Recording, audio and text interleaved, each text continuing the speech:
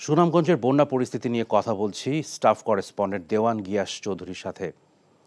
গিয়াস, বন্যা পরিস্থিতির কতটা অবনতি হয়েছে আর ক্ষতিগ্রস্তরা কি সহায়তা পাচ্ছেন তারা?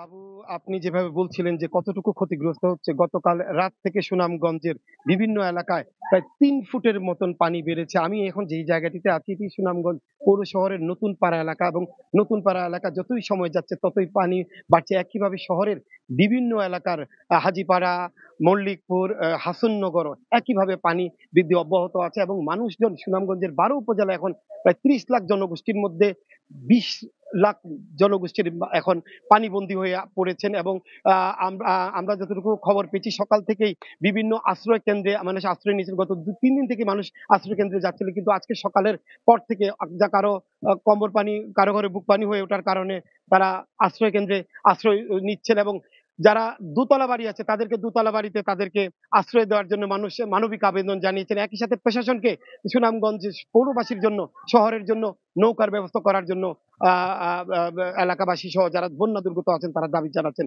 তো বাবু, এই ছিল আমাদের কাছে বন্যা পরিস্থিতির খবর। সুনামগঞ্জ থেকে আমাদের সাথে কথা বলছিলেন আমাদের স্টাফ করেসপন্ডেন্ট দেওয়ান গিয়াস চৌধুরী। তুমি কি পুরুষ না কাপুরুষ মিয়া? বউর শান্তির লেগে ফ্যামিলিতে তুমি ফাইট দিবা না?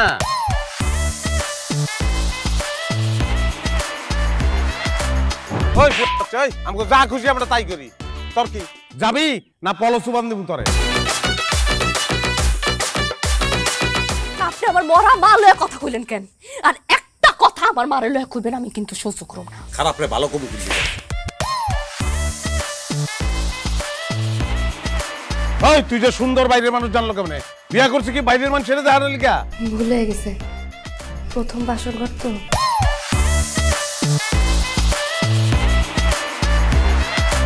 আমার বই আইছে, বইনের জামাই আছে, এগুলিতে দিছো, এগুলো রানছো একটাও তুমি? বিস্কুট রানছো তুমি?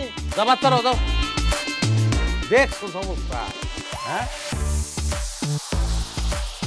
আমি কই যাইতেছি এটা দিয়ে আপনি কি করবেন? তুমি বললা পৃথিবীতে কোনো শব্দ নাই। ওকে, লাইট বন্ধ করি তাহলে।